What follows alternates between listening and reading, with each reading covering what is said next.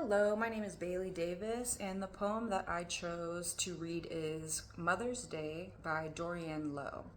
I chose this poem because of my personal emotional reaction that I had when I initially read this piece. The poem is meaningful to me because of the shared experience of taking care of an elderly family member that is in cognitive decline. In my case, that was my grandmother. This poem illustrates just how hard it is to see someone you love not only lose their memories, but lose the ability to do the things that they once loved. This piece opens with a metaphor about birth, comparing her mother's hips to narrow hills.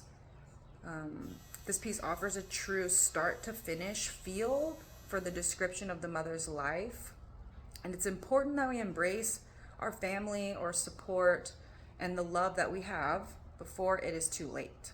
Additionally, taking care of our elders in their final days, months, or hours is an honor, albeit difficult.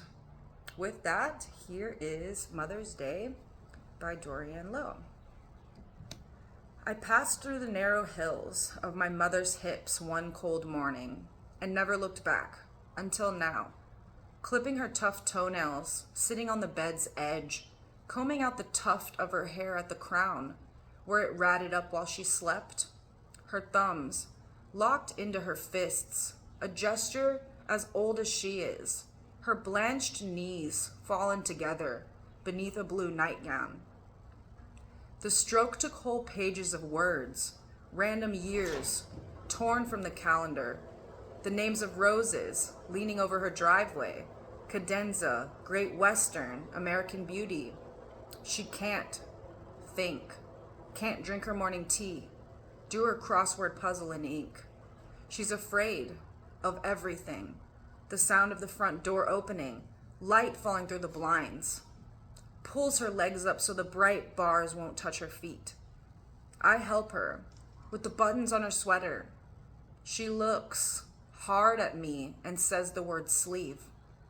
Exactly, I tell her, and her face relaxes for the first time in days. I lie down next to her on the flowered sheets and tell her a story about the day she was born, head first into a hard world, the Great Depression, shanties, Hoovervilles, railroads and unions. I tell her about Amelia Earhart, and she asks, "Air?" and points to the ceiling, asks, "Heart?" and points to her chest. Yes, I say. I sing Cole Porter songs. Brother, can you spare a dime? When I recite lines from Gone with the Wind, she sits up and says, "Potatoes." And I say, "Right," again. I read her Sandberg, some Frost, and she closes her eyes. I say yes, yes, and tuck her in. It's summer. She's tired. No one knows where she has been.